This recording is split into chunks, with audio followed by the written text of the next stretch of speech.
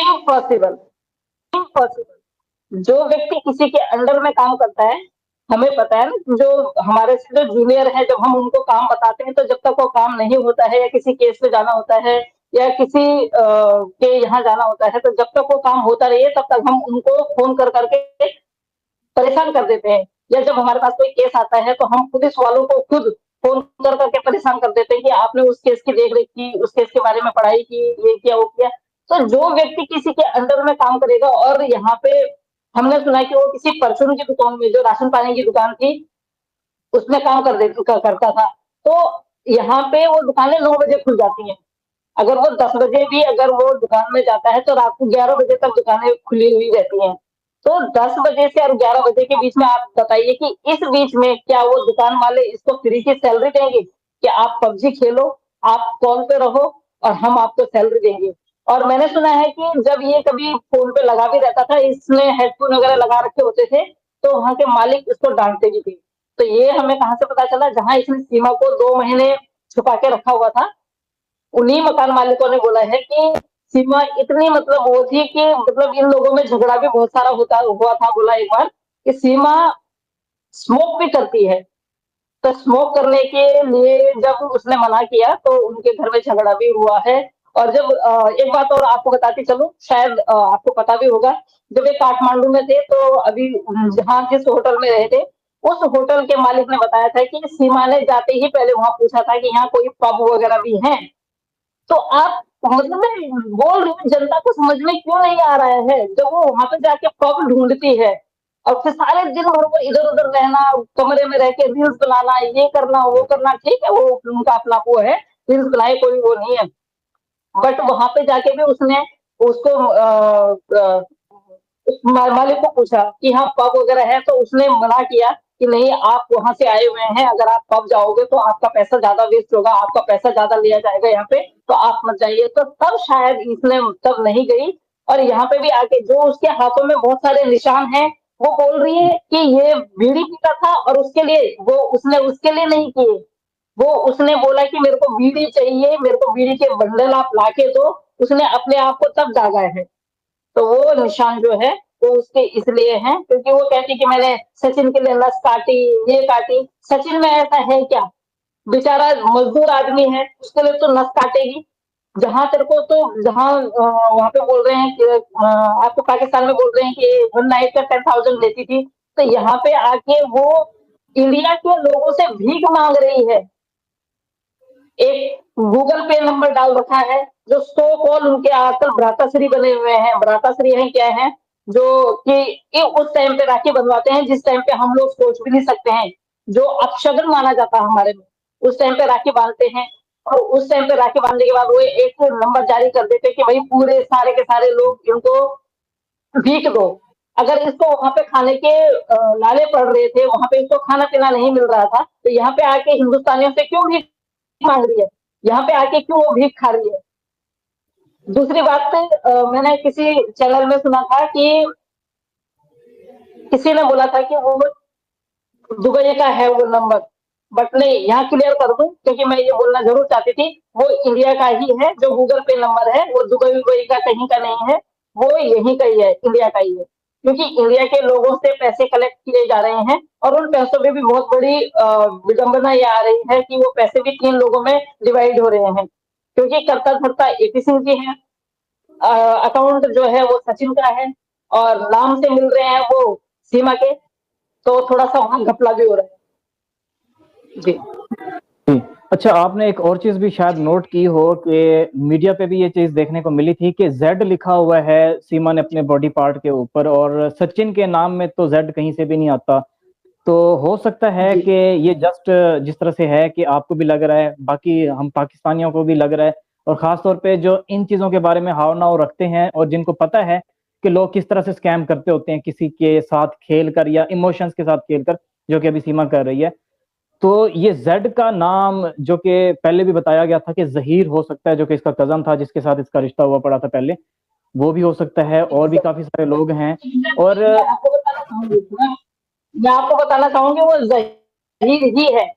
क्योंकि इसने जब शुरू शुरू में ये आई थी तो इसने अपनी लव स्टोरी सुनाई थी। इसने बोला था कि मैं शादी से पहले मेरा ही एक भाई था, कोई कज़न ब्रदर था, समथिंग जो भी है, वो ज़हीर जो जो थे, वो उनका ही नाम है। और हो सकता है कि आने वाले टाइम पे वो किसी और का नाम कन्वर्ट हो जाए। तो इससे अच्छा है कि मैं इंडियन गवर्नमेंट से बोलूँगी कि जल्दी-जल्दी इसको डिपोर्ट कर दीजिए, कि कहीं ये किसी और का नाम खुजवा दे वो ज़हीर हटा के।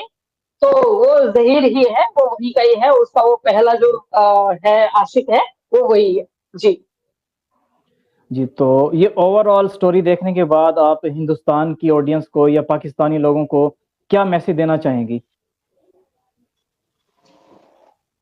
सीमा हैदर जैसी औरतों के कहने पे बिल्कुल ना आए, ना पाकिस्तान वाले, ना हिंदुस्तान वाले। क्योंकि मुझे लगता है कि ये हिंदुस्तान में आई है हम दोनों देशों में और ज़्यादा बैर करवाने के लिए, जो हम लोगों के हालात सुधर रहे हैं। मुझे लगता है कि किसी न किसी की ये साजिश है कि इसको यहाँ भेज के और हम लोगों के बीच में कुछ और गलतफ़हमियाँ वो करने के लिए। मैंने तो एक बार पहले भी बोला था कि शायद हो सकता था कि इसका मकसद 15 अगस्त को कुछ रहा होगा, लेकिन न छब सच 15 अगस्त को। लेकिन उस टाइम पे इनके घर में बहुत सारी सुविधाएँ थी और गार्ड्स रखे हुए थे, मीडिया थी, तो शायद ये कुछ नहीं कर पाई। हो सकता था कि उस टाइम पे ये बहुत बड़ा कांड कर देती, पर उस टाइम पे रुक गया। तो आने वाले टाइम पे अभी 2024 में आपको जैसे पता है, तो उस टाइम पे हो सकता है कि ये हम लोगों के संबंध और खराब कर दे। जिस तरह से पाकिस्तान से ये यहाँ आई है, इसको पाकिस्तान के नारे लगा दिए, इसने जहाँ का इसने नमक खाया है, कह रही है कि मैं नमक हरामी। जब ये यहाँ पे आ रही है और इसने एक चैनल पे बोला कि मैंने यहाँ का नमक खाया है, मैं नमक हरामी नहीं खाऊंगी, तो तूने क्या वहाँ चीनी खाई थी? पाकिस्तान में तो 40 साल तो कम की नहीं है वो। 40 साल तूने पाकिस्तान का नमक खाया है, तो तूने वहां नमक हरामी कैसे कर दी? वहां पे भी तो तूने नमक हरामी करी है। कल को तेरे को अगर कोई और यहाँ से कोई बंदा कहीं दूसरे देश में ले जाएगा, तो तू तो हिंदुस्तान मुर्दाबाद बोलेगी, तो हिंदुस्तान को भी मुर्दाबाद बोलेगी। और सबसे बड़ी बात, उससे मैं मेरा मिलना नहीं हुआ है, और मैं एपी सिंह जी को भी आपके चैनल के थ्रू भी बोलना चाहूंगी कि एपी सिंह जी, आप क्या समझते हैं अपने आप को? आप अपने आप को बहुत बड़े कानून के रखवाले समझते हैं? जो साड़ी आपने सीमा को गिफ्ट दी है, वो हिंदुस्तान का झंडा था। क्या आपको ये शोभा देता है कि आप उसको वो झंडा पहनने के लिए देते? क्या आप में इतनी तमीज और तहजीब नहीं है? अभी भी आप, मतलब आपका वो ग्रुप 3 दिन आप कैसे चुप रहे? मेरे को ये समझ में नहीं आ रहा है। फिर आप 2 दिन से फिर चीखना चिल्लाना शुरू कर रहे हो। फिर दो दो दिन से आप चीखना चिल्लाना शुरू कर रहे हो। 3 दिन आप एटीएस की गिरफ्त में रहे, तो आप लोग बिल्कुल शांत बैठे हुए थे।